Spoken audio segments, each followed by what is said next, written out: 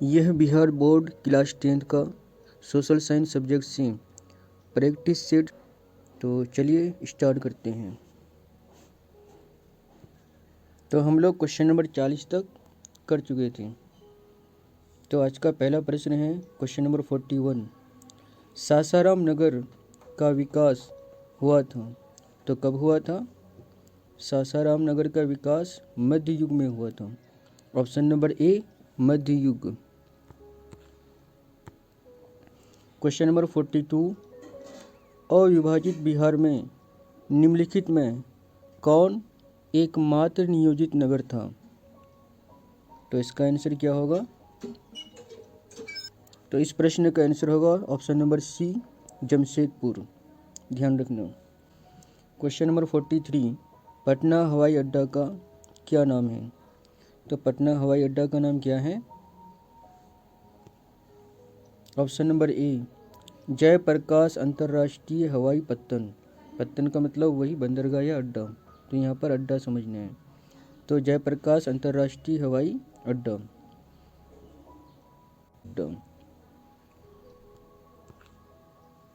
Question number 44। Bihar में रज्जू मार्ग कहाँ पर है? तो बिहार में रज्जू मार्ग कहाँ पर है? ऑप्शन नंबर बी राजगीर में। कहाँ पर है? राजगीर में है। तो याद रखना बिहार में रज्जू मार्ग कहाँ पर है? राजगीर में है।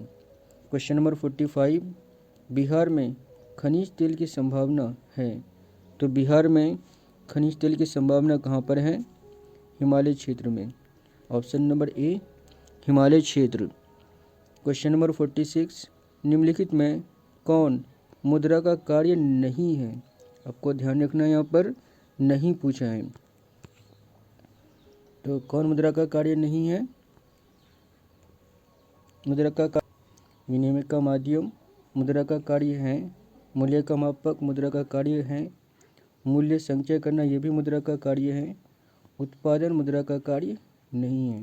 तो क्वेश्चन में नहीं पूछा है ना, तो इसलिए क्वेश्चन नंबर 46 का होगा ऑप्शन नंबर डी उत्पादन। उत्पादन मुद्रा का कार्य नहीं है। Question number 47। भारत का केंद्रीय बैंक कौन सा है? तो भारत का केंद्रीय बैंक कौन सा है? रिजर्व बैंक ऑफ इंडिया यानी कि आरबीआई। ऑप्शन नंबर ए सही जवाब है। Question number 48। ऊर्जा का मुख्य स्रोत क्या है? तो ऊर्जा का मुख्य स्रोत यहाँ पर क्या होगा? सभी हो जाएंगे। कोयला भी है, पेट्रोलियम भी है, विद्युत भी है। तो इसलिए ऑप्शन नंबर डी इनमें से सभी। अगर यहाँ पर सूर्य रहता तो फिर सूर्य आंसर होता क्यों? Question number 51। सामान्य संचार व्यवस्था के बाधित होने का मुख्य कारण है। तो मुख्य कारण क्या है? ऑप्शन नंबर ए केबल का टूट जाना। ठीक है। Question number 52। आग से जलने की स्थिति में किस प्राथमिक उपचार की आवश्यकता है? तो आग से जलने की स्थिति में हमें पहले क्या करना चाहिए? ठंडा पानी डालना चाहिए। Option number A. Question number 53। भूकंप केंद्र के ऊर्ध्वाधर पृथ्वी पर स्थित केंद्र को कहा जाता है। तो भूकंप केंद्र के ठीक ऊपर पृथ्वी पर स्थित केंद्र को क्या कहा जाता है? अधिकेंद्र कहा जाता है। ऑप्शन नंबर बी अधिकेंद्र। तो जहाँ से भूकंप की उत्पत्ति होती है उसे क्या कहते हैं? भूकंप केंद्र कहते हैं। और भूकंप केंद्र के ठीक लंबवत धरातल की ऊपरी सतह में स्थित बिंदु को क्या बोलते हैं? अधिकेंद्र कहते हैं। तो क्वेश्चन वही पूछ रहा था। भूकंप केंद्र के ऊर्ध्वाधर यानी कि लंबवत पृथ्वी पर स्थित केंद्र या बिंदु को क्या कहा जाता है? अधिकेंद्र कहा जाता है। समझ गए? चलिए क्वेश्चन नंबर 54। मजदूर दिवस कब मनाया जाता है? तो मजदूर दिवस कब मनाया जाता है? प्रत्येक वर्ष 1 मई को मनाया जाता है। ऑप्शन नंबर बी 1 मई। Question number 55। हिंद चीन पहुंचने वाले प्रथम व्यापारी कौन थे? तो हिंद चीन पहुंचने वाले प्रथम व्यापारी कौन थे? पुर्तगाली। ऑप्शन नंबर सी पुर्तगाली। क्वेश्चन नंबर 56, गदर पार्टी की स्थापना किसने और कब की थी? तो गदर पार्टी की स्थापना किसने और कब की थी? ऑप्शन नंबर सी, लाला हरदयाल ने किया था। कब? 1913 में। तो याद रखिएगा, गदर पार्टी की स्थापना कब हुई थी? 1913 ईस्वी में। और इसकी स्थापना किसने किया था? लाला हरदयाल ने। ठीक है। क्वेश्चन नंबर 57, पंजाब में भूमि निम्नीकरण का मुख्य कारण है। तो पंजाब में भूमि निम्नीकरण का मुख्य कारण क्या है? अधिक सिंचाई करना। ऑप्शन नंबर सी, अधिक सिंचाई। क्वेश्चन नंबर 58, बिहार में कितने प्रतिशत भौगोलिक क्षेत्र में वन का फैलाव है? तो बिहार में कितना प्रतिशत भौगोलिक क्षेत्र में वन का फैलाव है? 7.1%। Option number A, 7.1%। Question option number D, Tarapur में। तारापुर में पहला परमाणु ऊर्जा स्टेशन स्थापित किया गया था। याद रखिएगा। क्वेश्चन नंबर 60, निम्नांकित में कहाँ जूट के कारखाने स्थापित हैं? तो कहाँ पर जूट के कारखाने स्थापित हैं? कटिहार में।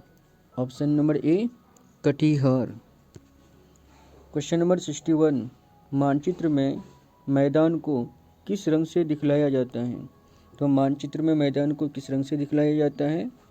हरा रंग से। ऑप्शन नंबर ए, हरा रंग से। वहीं पर अगर पूछेगा कि मानचित्र में नदियों तालाबों को किस रंग से दिखाया जाता है, तो उसका आंसर होगा ब्लू रंग। ठीक है। चलिए क्वेश्चन नंबर 62, सबसे अधिक आबादी वाला जिला है। तो सबसे अधिक आबादी वाला जिला कौन सा है? तो कौन सा जिला है? Patna. Option number B, Patna. Question number 63, Bihar में रेल परिवहन का शुभ आरंभ कब से माना जाता है? तो बिहार में रेल परिवहन कब शुरू हुआ था? 1874 से। Option number B, 1874। Question number 64, Bihar राज्य की कितनी प्रतिशत जनसंख्या कृषि कार्य में लगी हुई है? तो कितना प्रतिशत जनसंख्या कृषि कार्य करता है बिहार में? 80%। Option number A, 80%। Question number 65, क्षेत्रवाद की भावना का एक कुपरिणाम है। कुपरिणाम या दुष्परिणाम। तो क्षेत्रवाद की भावना से क्या होता है? अलगाववाद को जन्म देता है। इसलिए question number 65 option number D, अलगाववाद। क्वेश्चन नंबर 66, व्यावसायिक बैंक का राष्ट्रीयकरण कब किया गया था? तो व्यावसायिक बैंक का राष्ट्रीयकरण कब किया गया था? 1969 ईस्वी को। ऑप्शन नंबर सी, 1969 ईस्वी को।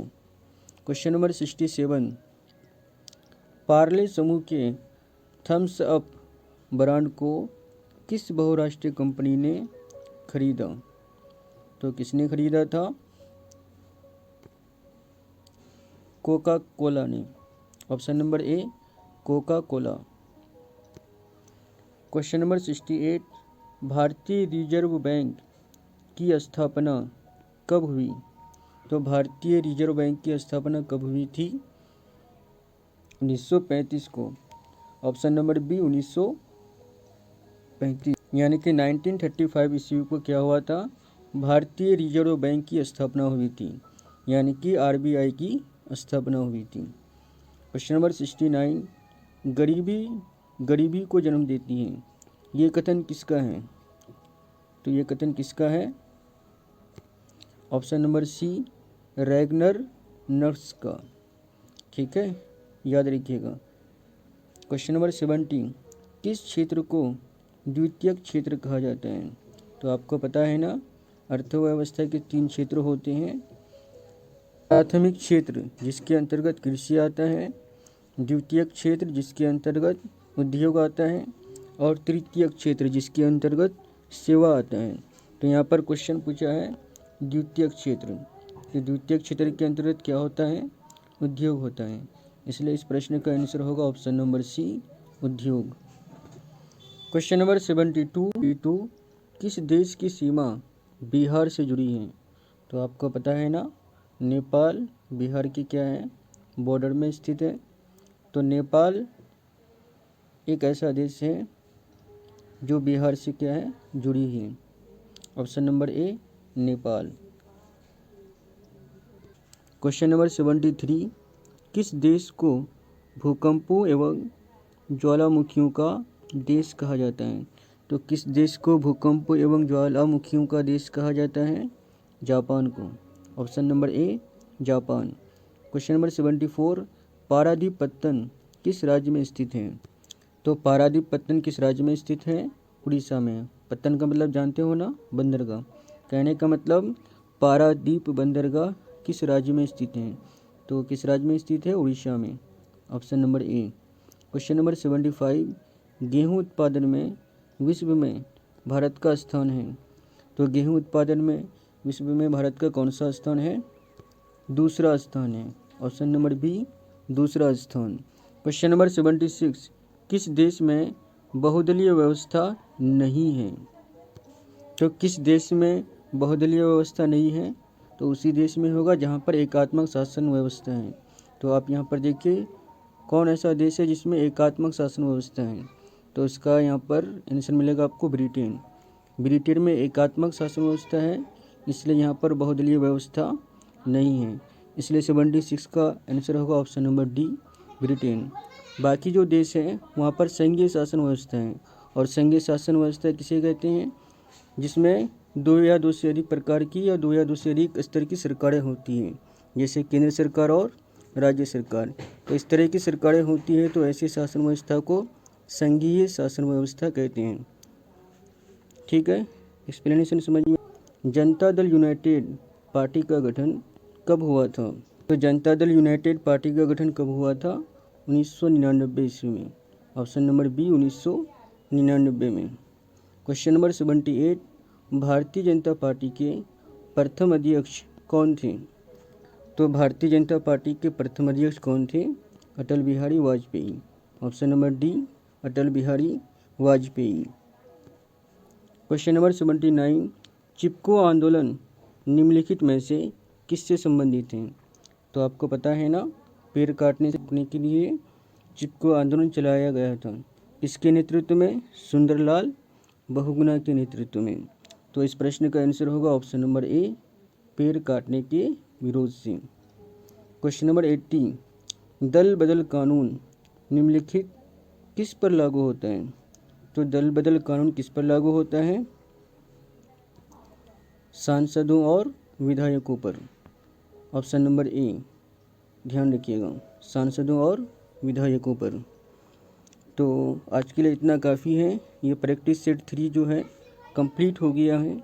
अगर आपको समझ में आ रहा है तो चैनल को लाइक एंड सब्सक्राइब करना ना भूलें। Okay, thank you.